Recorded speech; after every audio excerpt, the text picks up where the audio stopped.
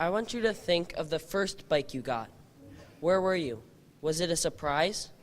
What color was it? Do you remember the feeling looking at the mechanical steed of steel that would carry you for years to come, that would test your agility and perseverance, the perfect balance between speed and control?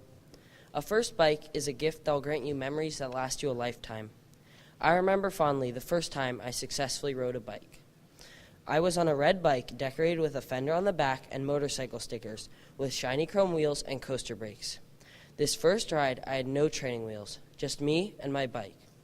Though I only rode little farther than a couple feet, this was a huge step, or should I say pedal stroke. Little did I know this small achievement would impact my life immensely in a few years. I became a competitive young bike racer and competed nationally. Biking is more than just a sport to me. It is a connection to friends and a vehicle to create memories to laugh at when I'm older. But it has also taught me that the best achievements are ones that require dedication and hard work. One of the first questions people ask me when I say a mountain bike is, "Wow, you ride up mountains?" Well, there are three main disciplines of cycling. You may know road racing because of the Tour de France, where the fastest, strongest bikers compete over 21 stages to find out who is the best.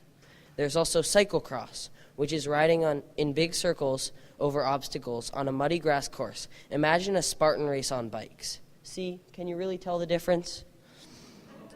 More on that later. And mountain biking is riding on dirt trails, uphill, downhill, and sometimes flat over roots and rocks.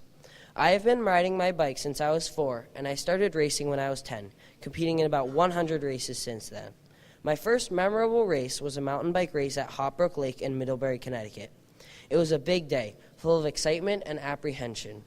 I wondered, what if my bike broke? What if I got hurt? What if I didn't do well? Once the whistle blew, all these worries were left at the start line. The race was about 8 miles of rocks and mud. When I finished, I saw all the older and more experienced racers covered in dirt as they passed through the finish line. I remember that was what I wanted. Races are exhilarating. The adrenaline that starts with the whistle, the competitive racers crowded around you, the pain in your legs as you push them to their limits. All this is what I've hoped for. Of course, not all of it is that exciting. Most of being a competitive cyclist is training. Hours of riding as hard as you can, practicing turns in rocky sections, eating healthy, and getting a good night's sleep before race day. More recently, my training includes holding 100 RPMs for extended periods of time. For a car, it's nothing, but for a human, it hurts.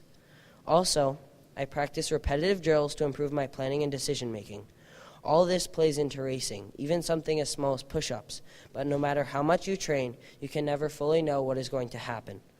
I've had strong finishes and disastrous ones. Just this last December, I placed 10th in the national championships in my age category. Until you have a good result like this, you never fully realize the fruits of your effort. In early January of 2016, the Cyclocross Nationals came to Hartford, Connecticut. It was only a year and a half since I had completed my first race, but I had fallen in love with a discipline of cycling called cyclocross. Cyclocross is when a group ranging from 20 to 90 people race about 4 laps in a course about 1.5 miles in length that has giant mud pits, huge hills you have to run up, and lots of people racing right next to you. Here's a short clip of what some races can look like.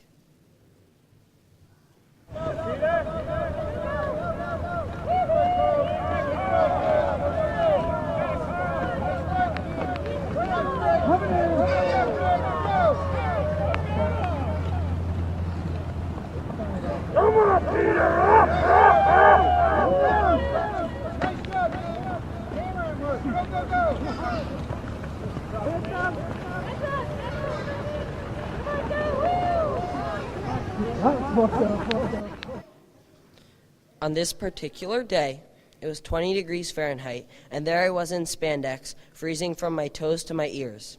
It was the coldest race I had ever encountered and my first national championships.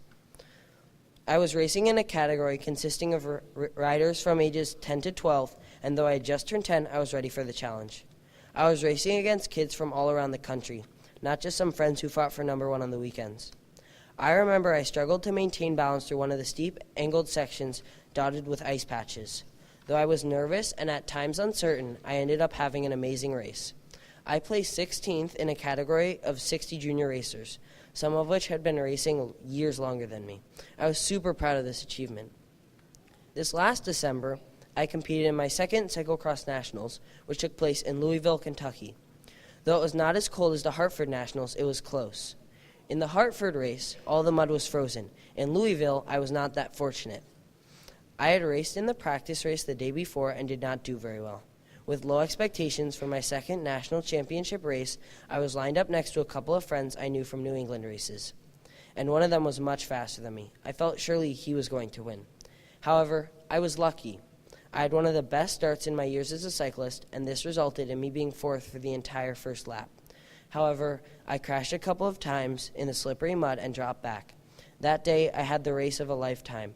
I finished 10th out of a category of over 80 racers, which is one of the greatest rewards for all the sweat and time I had spent training for this event. Cycling has given me a lot, but I also enjoy giving back. I volunteer to make trails with fellow bikers. Playgrounds, roads, sidewalks, and sports fields are taken care of by the Parks and Rec departments of the towns we live in. Trails, on the other hand, are maintained mostly by volunteers. This includes fixing existing trails and building new ones. You do this by benching using special tools and armoring. Benching is making the trail slightly tilted downhill so water runs off without eroding it. Armoring covers the trail with rock to allow water to pass under instead of making puddles. Even though it is hard work, it is a lot of fun, and you get to meet new people and build sweet single track, which is what mountain bike trails are called. I learned having fun racing also requires taking care of the trails I ride on. When I was 10, I would have never thought I would be as committed and strong of a cyclist I am today, but I am grateful to my friends and family who have introduced me to this sport and helped me grow. If there's one thing you take away from this speech, is that you should get outside, stop playing video games, and do what makes you happy, whether it's crocheting or bowling. Right now, you're probably participating in a sport, but if you haven't found something you're passionate about, go out, find something less popular, and try it. Follow what you love, and remember, as Dr. Seuss put it, oh, the places you'll go. Thank you.